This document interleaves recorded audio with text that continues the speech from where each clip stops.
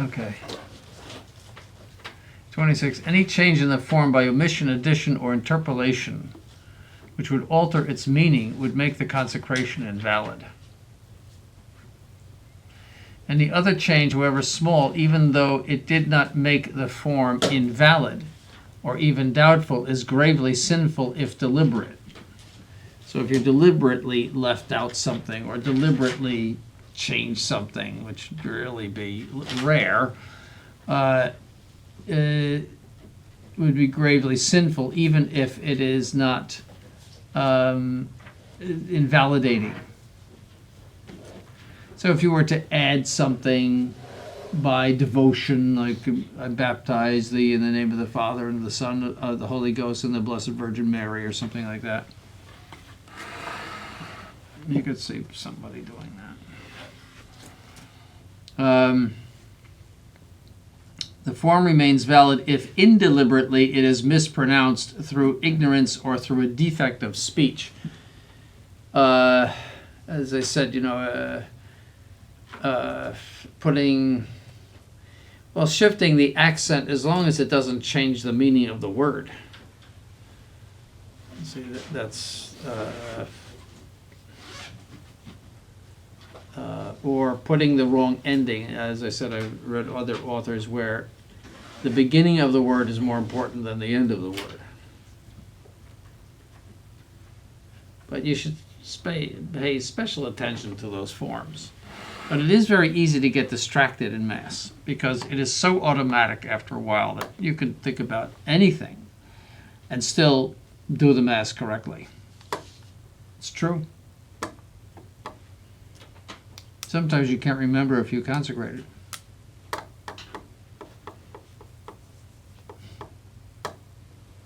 You're so, anything could happen before Mass. Somebody tells you something bad or something like that. And then you're thinking about that during Mass. It's so automatic.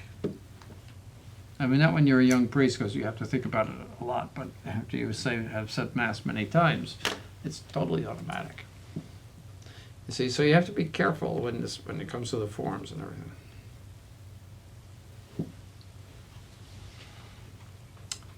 The words of consecration have to be said not merely as a historical narrative of words used once by our Lord, as the celebrant recites them, for example, in the accounts of the Last Supper, which are read in the Mass in Holy Week or on the Feast of Corpus Christi, but as a present affirmation by the priest, speaking in the person of Christ and intending to effect something here and now by the pronouncing of these words.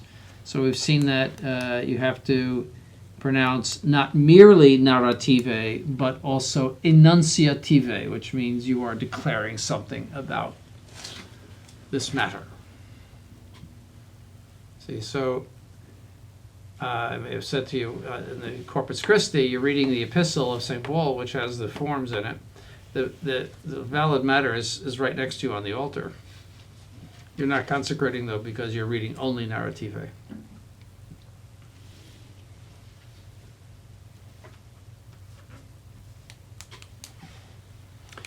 And that's, the problem in the new Mass is that it's very probably, it calls it the institution narrative. The words of consecration are the institution narrative. And yes, it is a narrative, but it is not only a narrative, and it is principally the words of consecration. It was the form of the sacrament. See, so to call it an institution narrative is, it's typically Protestant. The Protestants do that. They commemorate the Last Supper by their services, their communion services. It's to please the Protestants. Yes? Well, so your Excellency, is this, sorry, what's the opposite of narrative? It's Enunciative. enunciative. Is that necessary by means or by precept? Like the church just tells you have to do it this way? No, it's by means. In other words, if you didn't do that, if you didn't intend that as a declaration concerning that matter in front of you, it would be invalid. Because it seems that if you did that for a sacrament, you're just repeating what Christ says as you baptize. So that doesn't make Ego sense. te baptizo. I don't know. No, you're not Okay, so doing. I'm It's just not a thinking out loud. narrative. It's not a narrative. Yeah. No, it would be weird if you just narrated the gospel if you're baptizing somebody. Yes, yes. Okay. So then that was Father Chikata's argument for intrinsic invalidity. Yes. Well, it's a certitude that if you pronounce the words only narratively, it's a certitude that it's invalid. There's no one would doubt that. Okay. You know, I mean, no one would question that. So to call it an institution narrative, which was never done, you know, if as the rite itself is calling it something that is invalid. In other words, it is a. If you're saying those words of consecration are merely a narrative, and to call it an institution narrative invites the celebrant to say them narrative.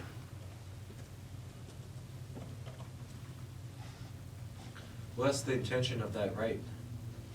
Yes.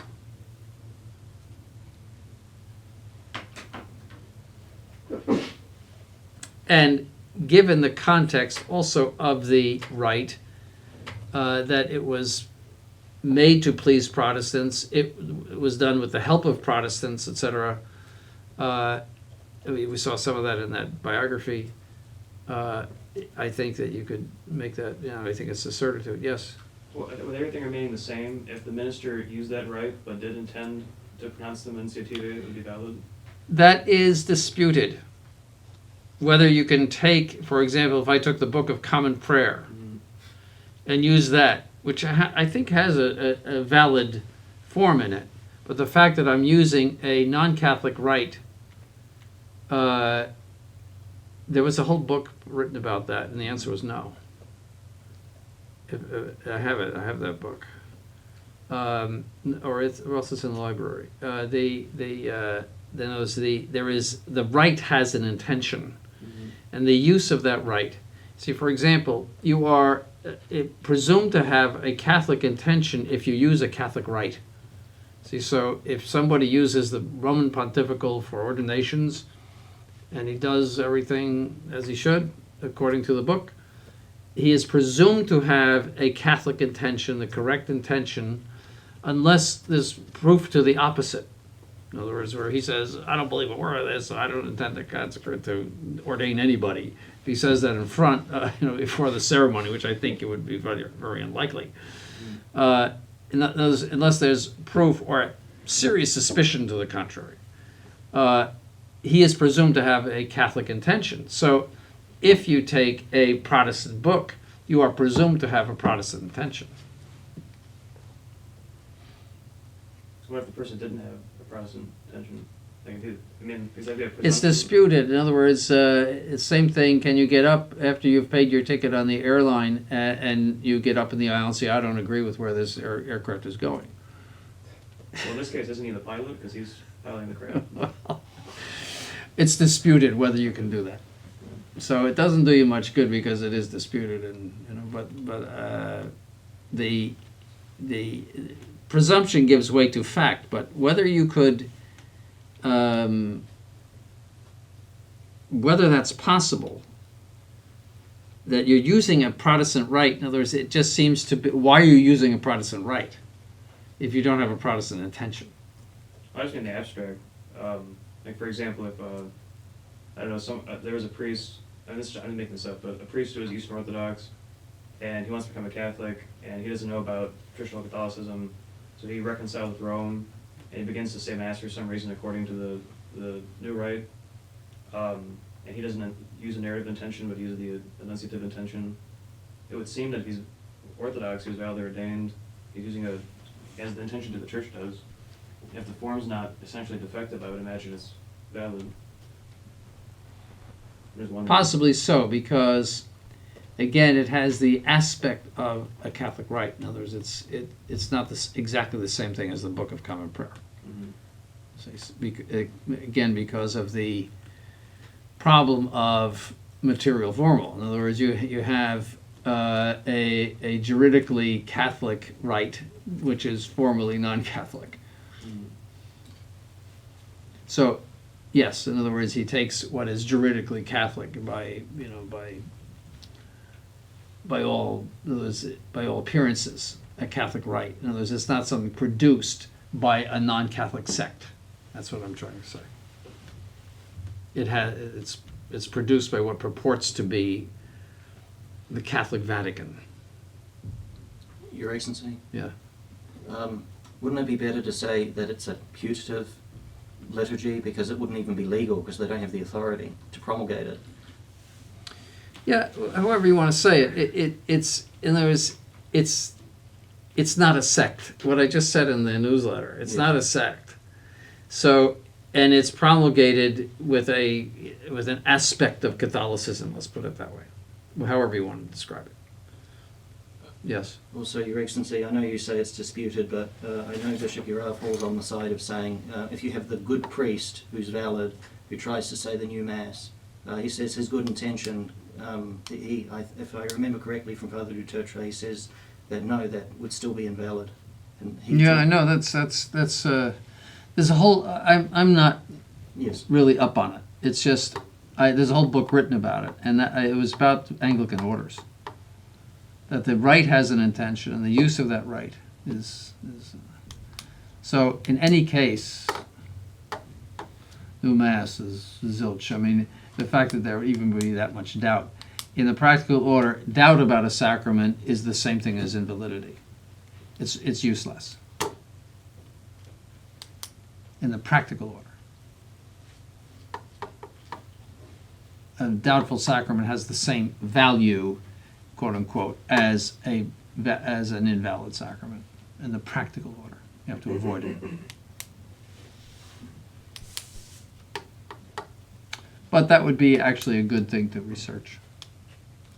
There was a whole book written on that business of the intention of the rite.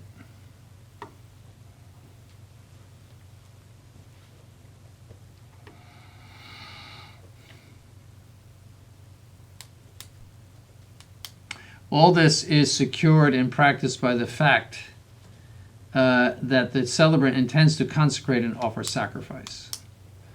So even your general intention, I'm going to offer Mass now, is, and you're a Catholic, and you're not a heretic or something, or a modernist, that's a sufficient intention. You're presumed to have all of the right intentions. And you're using a Catholic rite.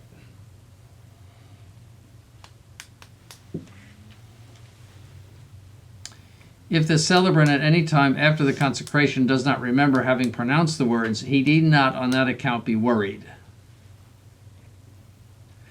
However, if the altar boy is still behind you with the bells on the predella, it's time to be worried. I know that happened to one priest. He turned around. So, if, however, he is morally certain that he omitted the form or an essential part of it, the words of consecration for either species, he is to repeat the form unconditionally and then continue the Mass where he had interrupted it, meaning the Mass. So if his doubt concerns the form for the bread, he begins the form the second time at Qui Pridie. So you don't go back and just say the words of consecration, you say the Qui Pridie.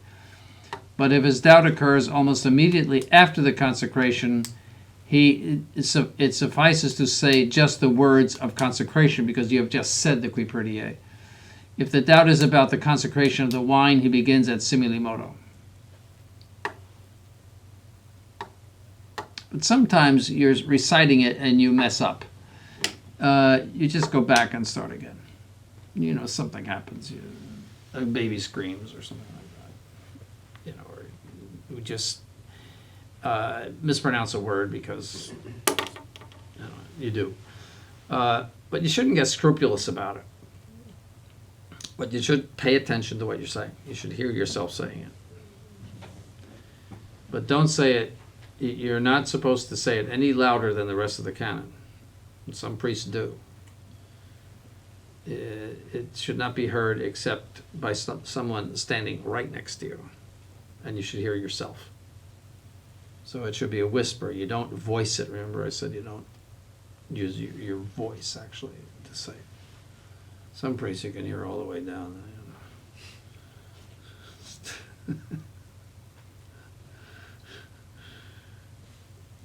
All right.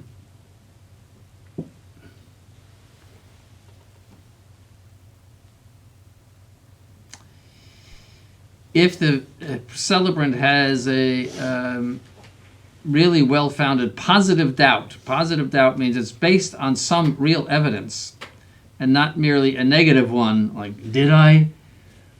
I don't know. And you can't think of any good reason why you did.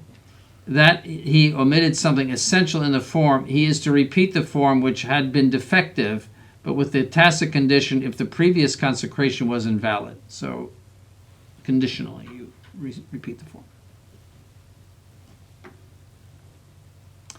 That the words of consecration should, or may even lawfully be repeated, the celebrant must have a well-founded positive doubt.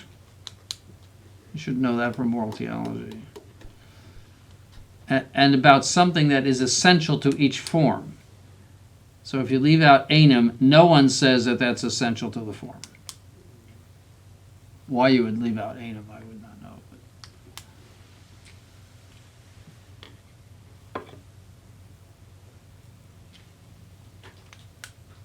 But St. Pius V, it's disputed as to whether or not hic est anum calic sanguinis mei is sufficient for consecration, or the whole form is necessary. That's disputed. All right? But St. Pius V said the whole thing has to be said, and he struck out of Cajetan's commentary that only the first few words are necessary. But the overwhelming Thomist opinion is that only the first few words are necessary. The reason being that because you're reciting them in persona Christi, it is inconceivable that if Christ said, "This is the chalice of my blood," that it would not be converted at that time and at that point. That's the reasoning. The reasoning of the others is that because it is not merely a sacrament but a sacrifice, the rest of the form qualifies it as the sacrifice and is necessary, therefore, for the consecration. That's the Salmonticenses. They're Thomists. The Carmelites of Salamanca. It's an interesting argument. Yeah, it's an interesting argument. But in any case, you're going to say the whole thing. So.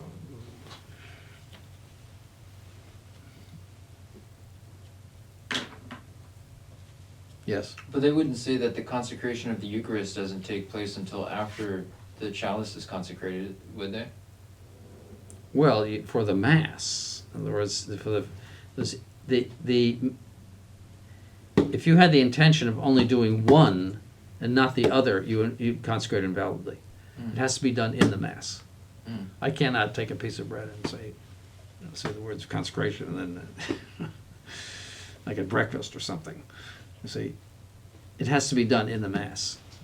It's a sacrifice.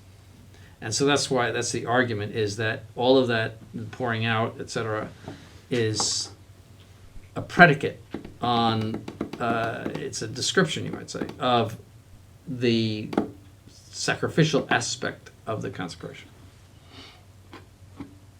It's a strong argument. Is that part of the reason what's wrong with the for all versus for many?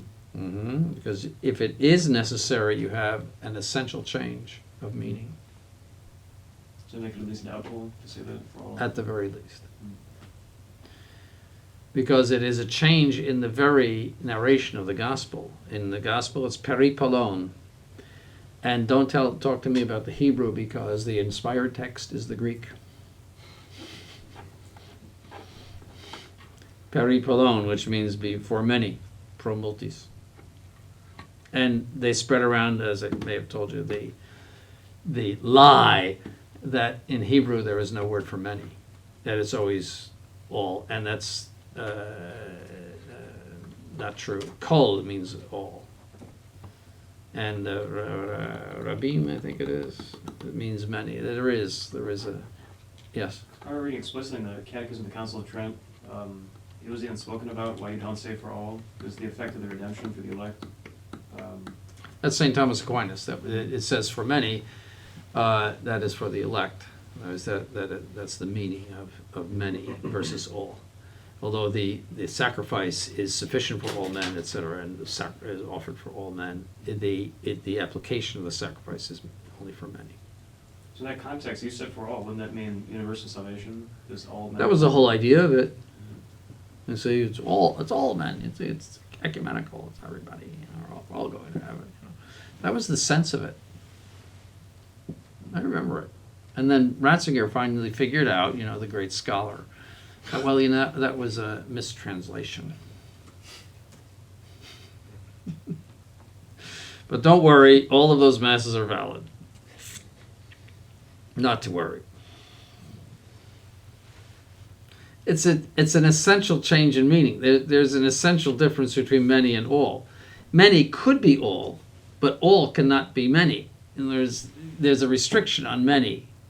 If you say all, that means everybody. If I say many are called, but few are chosen.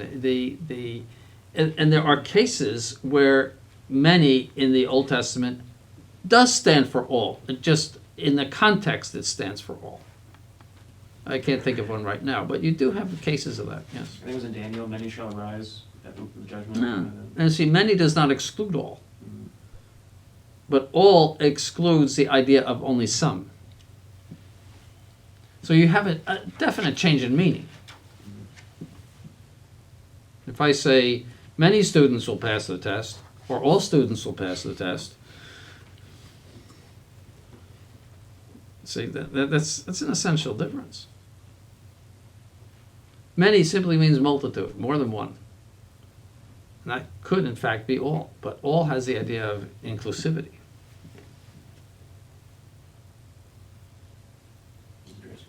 Yeah.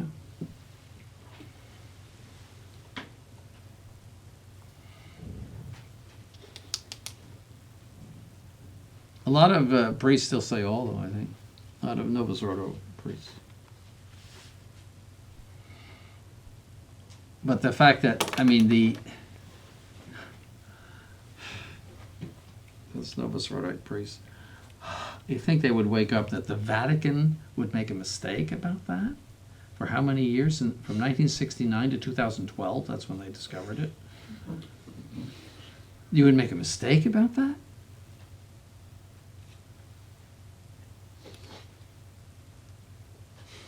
Yeah. Was that just in the English-speaking countries, that other countries have the same problem?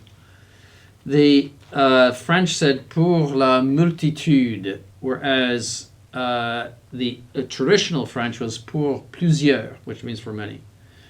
They changed it to for the multitude, whatever the multitude is. You could have a multitude of jelly beans. The again,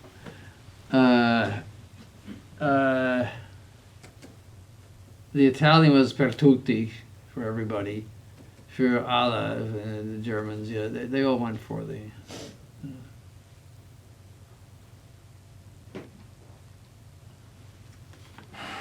The French was the only one that, again, multitude, what do you mean? For the multitude. But the traditional one was pour plusieurs, which is not in any way ambiguous, for many. Pro pluribus.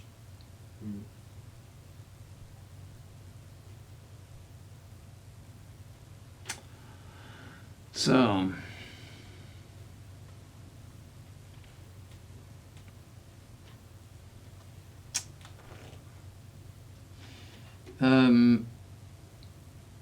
number 30, that the words of consecration should or may even lawfully be repeated, the celebrant must have a well-founded positive doubt about something that is essential to each form. So don't be scrupulous. He is not to repeat the form if he doubts concerning only what was not essential for validity. If through distraction the priest should pronounce the words of consecration for the wine over the host, He must not only repeat the correct words over the host, but he must repeat the words of consecration over the wine, since he did not intend to consecrate it when he pronounced it over the bread. Again, it'd be rare. I've never heard that. The mere inversion of the order of the two consecrations, provided the correct words were pronounced with the proper intention over each species, would not render the consecration invalid, but it would, of course, if deliberate, be gravely sinful. So to do the wine first and then the host second. Why you would do that, I don't know, but people get ideas in their heads. Defects of intention, the conditions of valid consecration. To consecrate the bread and wine validly, the celebrant must have at the consecration at least the virtual intention of consecrating. That is, of doing what Christ did and instituted at the Last Supper, or of doing what the Church intends him to do at this moment, and of consecrating definite matter, that is, ordinarily all the matter which is placed before him to be consecrated. Now, you can make your own intention, and you should have a standard intention. Most say whatever is on the corporal, but you could change that, and that would be your habitual intention. But it's not sufficient to have a habitual intention. You must have a virtual intention. That means the one that affects what you're doing. Habitual means that you did it 10 years ago and you never changed it, you forgot about it. That's a habitual intention. But virtual means that it flows into what you're doing. Actual is, here and now, I intend to do this. That's actual. Virtual is you made the intention before Mass, even in an obscure way. I mean, just, I'm going to celebrate Mass now. That is sufficient. You don't have to get scrupulous about that either. See, so but you could, like, if you're at sometimes I've heard someone, they bring up a ciborium. Oh, by the way, Father, here's the ciborium. And you're halfway through the offertory, or you're at the preface, or saying, here's the ciborium. It happens, this altar boys, and, it was on the credence table, they forgot to bring it up, and all of this stuff. And you have to be very conscious of all of that before Mass, what's going to be consecrated here. So you could make, or else they put it on the altar cloth and you don't see it. So you could make an intention to consecrate all valid matter that is on the altar cloth. At certain circumstances you could do that. In other words, maybe not always, but before, say. Another thing that is possible is that the ciborium is hidden by the missal stand because it's a small altar. And you forgot to put it on the corporal. That can happen. See, when you get into mission territory, it's a little helter-skelter. It's not the same as your own home, and there's a lot of things going on, and did they forget something, or it's just, you have to be much more alert at that point in those mission situations. Yes. So what is the difference between a virtual intention and interpretative intention? I read about that in the book, and I couldn't understand it. Interpretative is that you, for example, that he's a good person, therefore he would want extra unction.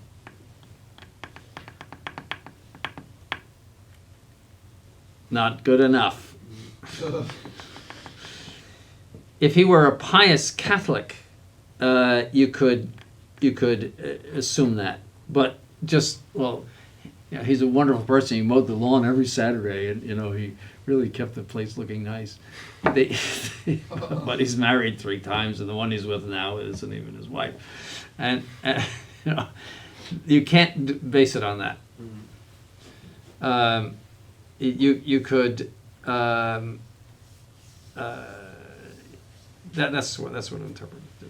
Would virtual be the same thing as implicit? Are they different? Well, no. implicit means something is there that is not expressed. That's implicit. Explicit means it's there and it is expressed. Virtual has the idea, see, virtus, power. It is operative in what you're doing. Your intention is operative in what you're doing. You here and now are intending it, and even though actual would be, I'm going to do the consecration right now. You see, that's actual. But virtual would be you intend to say Mass, and implicitly in that you're intending everything that the Mass implies. See, that's implicit. But you're putting on vestments, you're saying, I'm going to say Mass. There's your virtual intention.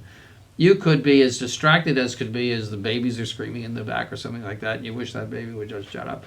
And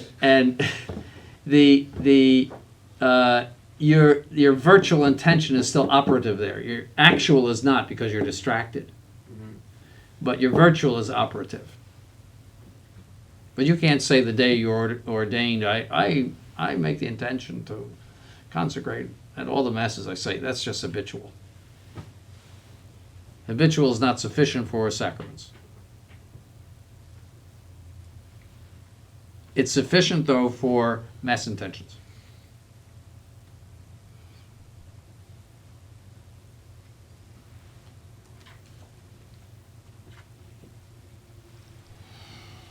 All right.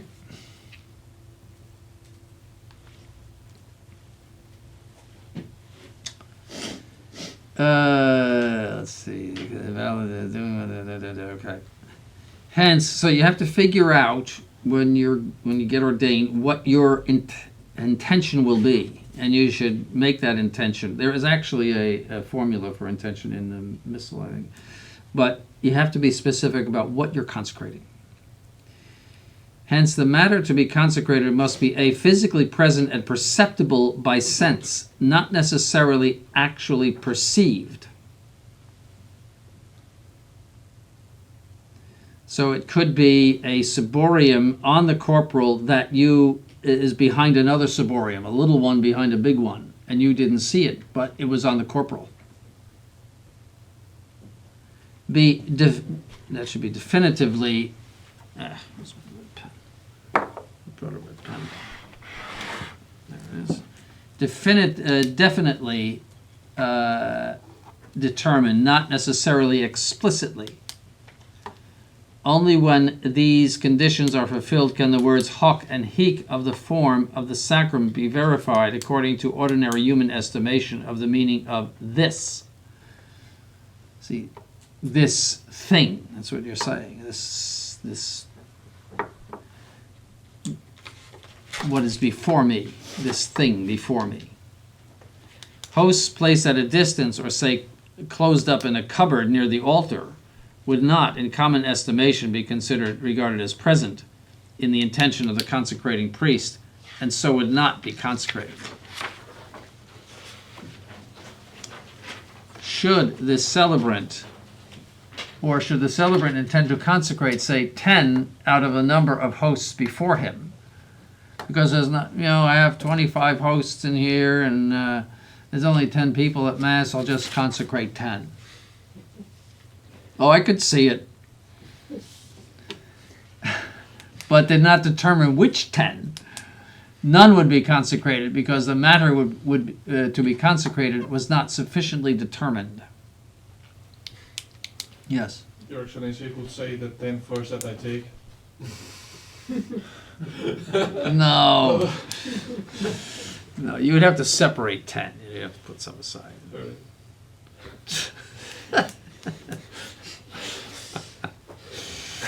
No. So,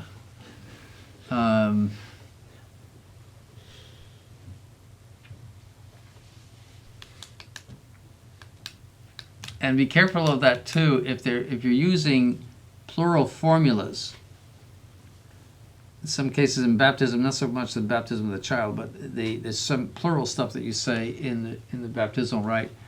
Also, there in the ordination rite, there's plurals.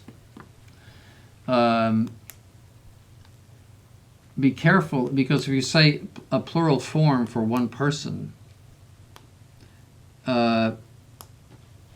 Well, then which one did you do? No, what is it? No, a singular form for two persons. You have to get the number right in the form. I can't remember what it is.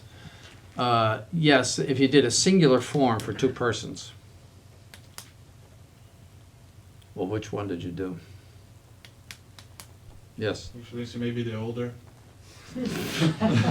Doesn't work that way. Yes. By the principle we had earlier, where if you use the wrong ending on a word, like you put it in the wrong case, it could still be valid. In that case, would you be able to say just that they're both certainly ordained? I accidentally used the wrong ending, but Forget it. No. So would they both be doubtfully ordained then? Neither would be ordained. Okay. If you redid it, it'd be absolute. Use the singular form. Unless you intended a specific person and not the other, Mm-hmm. which would be rather odd. Maybe you don't like the other person or something like that. If you did that, yes, he would be ordained. But if you have two people in front of you and you make the mistake of using a singular form when it should be a double form, Mm-hmm. or many, that occurs a lot in ordination. Then it would be neither is done. I was just wondering if you redid it, it wouldn't be subcondizione, it would be absolute. You made that mistake. Yes, it's the same principle. Now, there's Mm-hmm. which one is it, or which ones are the ones you intend? Is you have to intend a specific matter I see. Okay. or a specific subject. Mhm. Yes. Actually, in Synod, it's the opposite. If you use the plural form and then it's just one person being ordained.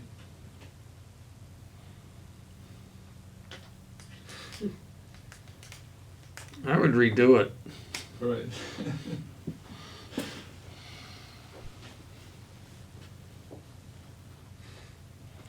Whether the hosts in a ciborium, to the presence of which the celebrant does not advert at the time of consecration, or in one which is overlooked and left outside the corporal, are consecrated or not. Now, this could happen. So, as I said, something could be hiding a ciborium that somebody brought up. Whether particles that fall from the hosts or drops of wine detached from the wine in the chalice are consecrated or not. And all similar problems depend for their solution on the intention of the celebrant. Accordingly, theologians and rubricians advise that a priest should form a fixed intention about such questions. For example, the intention to consecrate all matter that is on the altar at the time of the consecration, or all that is within the corporal. They propose various forms of intention. So that could change according to circumstances. As I said, if you're in a situation where people are bringing things up and where you don't have entire control over it, you might want to make a different intention. I consecrate everything that's on the altar. So you're not bound to one intention for the rest of your life.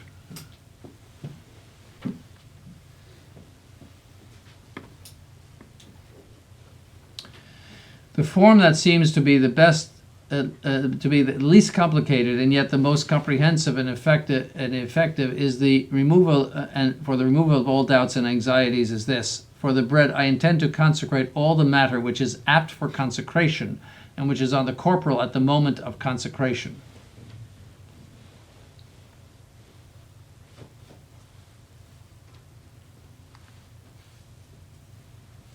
All right.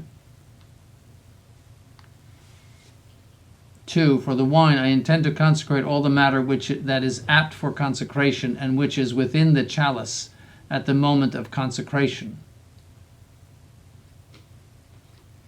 If the celebrant has once definitely formed this intention, then he knows for certain that the hosts in a ciborium, which had been placed by him or another within the corporal, are consecrated, whether he paid any attention to them at the time of the consecration or not, whether he uncovered the ciborium or not, whether even he knew that the ciborium was there or not, or thought that it was empty and had been left for purification.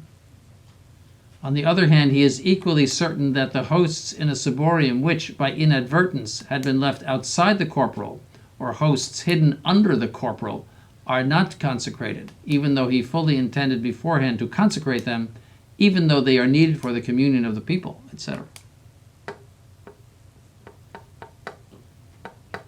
So, be very specific.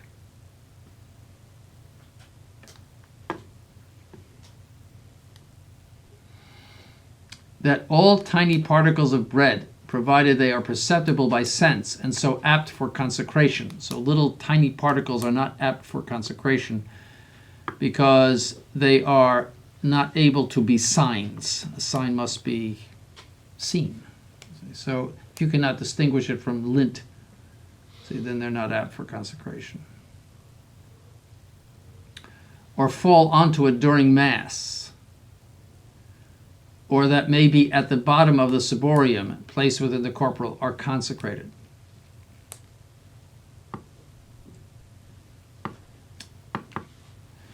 See, that all detached drops of wine within the chalice are consecrated, and that drops that may, by accident, be outside, near the lip or the foot, are certainly not consecrated. See, so you could have some splash, for example, on the chalice.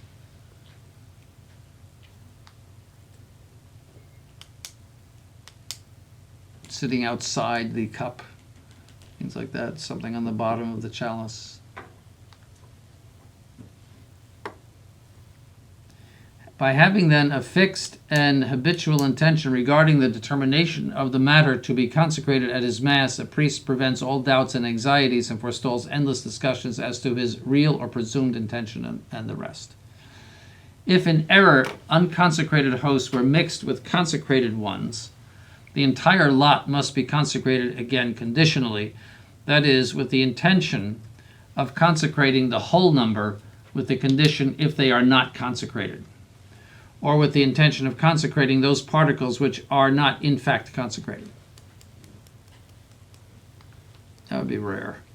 Doubtfully consecrated particles may not, sub gravi, be given in Holy Communion, or treated as consecrated. So you can't save your embarrassment by distributing doubtfully consecrated hosts.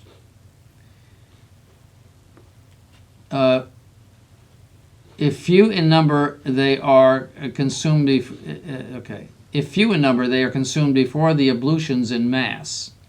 If they are many, they may be reconsecrated conditionally at another Mass. See, so that's doubtful. But the words of consecration may never be repeated over them at the same Mass at which they were first doubtfully consecrated. You can't do that. You can't say, oh, there's a ciborium over there, and then say the words of consecration again. You can't do that. Yes? So you're going to see, that's to say that a Mass can only take one consecration. If the celebrant should find that he has on the paten two large hosts, that is, clung together. Sometimes you're consecrating two hosts because of the monstrance, and you know they're there. Instead of one, if it is before the consecration, he puts one aside. If after the consecration he makes the sign of the cross and breaks one host only, but he eats both together at the communion. So, the Pax Domini, etc., you'll use only one, you don't use two. 38. In addition to the conditions which are necessary for valid consecration of hosts for Holy Communion of the faithful, or of a large host for the monstrance, there are certain conditions for lawful consecration. 1. The consecration must always take place within Mass and at the moment of the consecration of the host of the Mass. 2. The hosts must be on the altar stone in the case of a portable altar. I would add, if possible, because sometimes the altar stone is so small that you can't get it on. Ad impossibile nemo tenetur. No one is held to the impossible. And on a blessed corporal. And and this should be 3, at the moment of the consecration, they must be exposed to view either on the corporal or in the blessed uncovered vessel. See, this is for lawful, not valid. This is lawful. For the host should be on the altar from the beginning of the Mass. So, Your Excellency, when he says on the corporal, I think that he's meaning that it needs to be touching the corporal. So if he's under and he's touching the corporal, would be a valid consecration? That depends on your, well, you would have to be aware of it. So if it's under the corporal, if you have hosts under the corporal, they would be not consecrated if you were unaware of them. And that would not be considered by common human estimation to be on the corporal. Yes. When he says for lawfulness, it must always take place in the Mass. When can you validly consecrate outside of Mass? Does it mean Cardinal Manzenti did it. I think he is not even thinking about things like being in a prison camp, but Cardinal Manzenti said the words of consecration over. I don't know if he had wine. I don't know if he did or not, but I mean, I can't even think about how or why or under what circumstances you could do that lawfully. I remember reading stories of something like that, priest being in prison, and I think it was even in the ancient church. There was one case where he consecrated the host and the wine in his chest. He was chains or something. I was wondering about that, because if it has to be a sacrifice, how could it be outside of Mass? Aren't those bound together? Well, strictly speaking, you're performing the sacrifice if you do the double consecration. Mm-hmm. The rest of it is ceremoniae. If you intend to offer the sacrifice, I mean, I'm not venturing into a theological opinion here, but it would seem to me that it would be valid if you intend to offer the sacrifice. Mm-hmm. It's not merely a sacrament. It's always important to understand. So It has to be confected in the sacrifice. When he says Mass here, does he just mean in the sense of the ceremonies and everything? I guess so, I don't know. So, and they must be offered with the host of the Mass at the offertory. So you have to, typically you open all the ciboria, making yourself aware of what's there.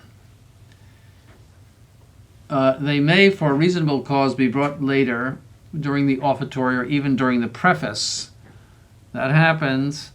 And then they must be offered mentally, but only for grave causes. For example, because viaticum has to be given, or a number of persons are awaiting Holy Communion, may they be consecrated. So you can do it for that, but they are not. But if they are not brought until the canon has begun. Excuse me. If they are not brought until after the canon has begun. Under no circumstances may the words of consecration be said over breads once they have been pronounced over the host of the Mass. So you can't say, somebody can't come up and say, hey, would you consecrate this during the consecration? It's done. All right. Some authors are stricter about your ability to do that. I mean, if it were just daily communicants on a weekday, some authors would say no. Yes, if you're late in the offertory, that's pretty much. But after the preface, you'd have to have a pretty serious reason. Maybe Sunday Mass or something, or people that see the Mass once every 6 months or something.